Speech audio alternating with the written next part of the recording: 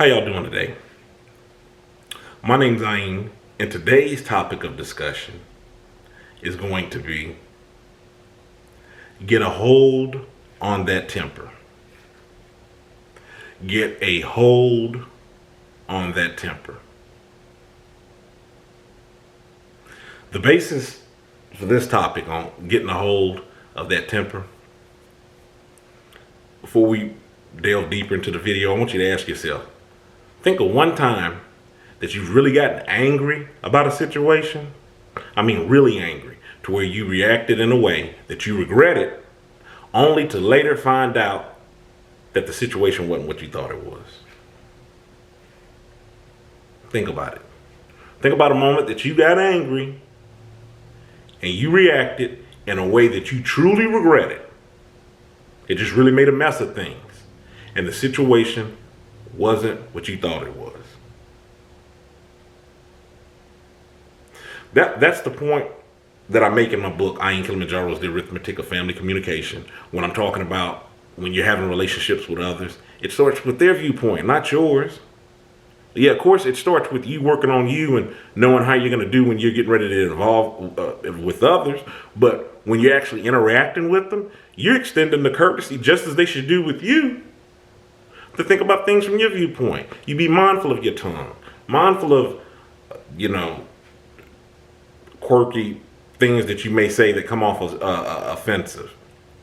These are things that, these are pleasantries and courtesies that you should, take hold of.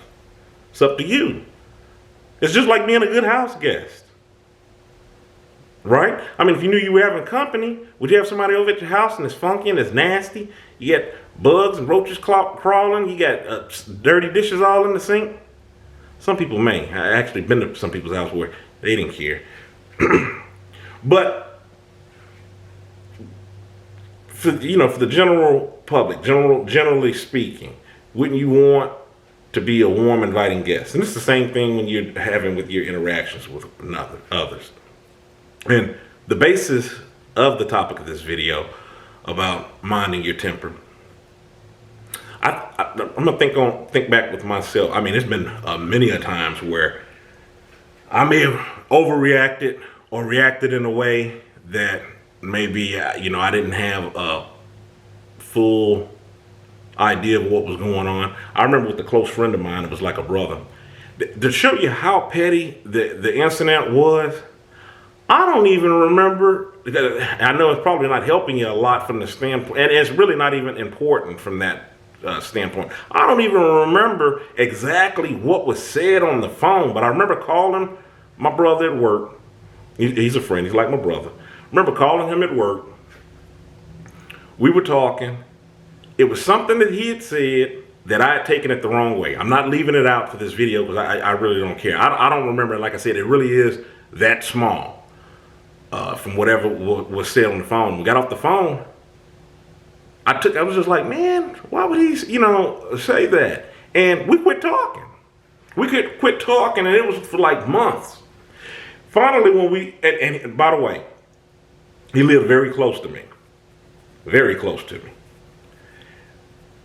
Actually, to tell you how close he lived from me, it was like 3 houses down. That was how close he lived to me. So giving you an idea of just how much, we stayed out of each other's way during this time of not talking.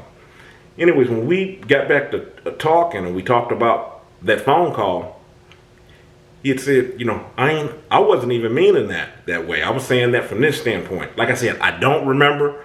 I had thought about this even before I made this video. I really tried to rack my brain on thinking about it, what was said. But like I said, it came to the basis. It doesn't matter. It wasn't anything that he had to apologize for, and it wasn't anything that I had to apologize for, other than breaking contact. But it was on me. I actually felt bad. I felt bad for not talking to him. And it was so funny too. I remember I was out in front of the house and I was doing something with the yard, and he walked by and was with a few other neighbors. He was walking the neighborhood.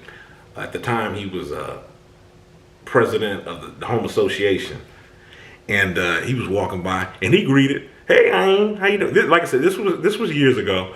He was, "Hey, Ayn, how you doing?" And I spoke, but it wasn't the way that I normally would have been, because I'm still thinking on what you said to me, this off kilter comment that you made up on the phone.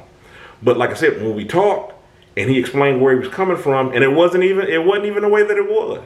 So imagine if I would have really, flew off the handle, got like belligerent on the phone, or hung up in his face. So I'm just saying that there's many other incidents like that where, things were just taken the wrong way, on my part and on another person's part, and they, the situation just got out of hand. So that's the topic of this video. Get a hold on that temper, because you really should be slow to anger and put a lot more thought behind, what's coming out of your mouth, not to be so emotional in regards to reacting to others. And I know for me myself, one of the things that I had to be mindful because it's another form of abuse when you do this. When somebody hurts you, you want to hurt them back.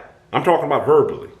And then I know with me, especially when you're talking about verbally, if you beat down upon me or said something that was like really discouraging, I wanted to make you feel that way tenfold. So, and if I took it too far and needed to apologize, then so be it. But in the moment, I felt better in that. And that's what I want to have you to avoid from doing. That was just a few of the things that I've learned throughout my life. So that's my take on it. In the meantime, if you have questions, anything that, may be bothering you, just, kind of want an opinion, a second take upon something, you can write me to my email, ayin.kilimanjaro@gmail.com. I'll leave a link in the description box. And in the meantime, check out my book, Ayin Kilimanjaro's The Arithmetic of Family Communication. I'll leave a link for that as well. You can get that book in paperback or an ebook copy. Till the next time, stay encouraged, avoid being discouraged, and you have a good one.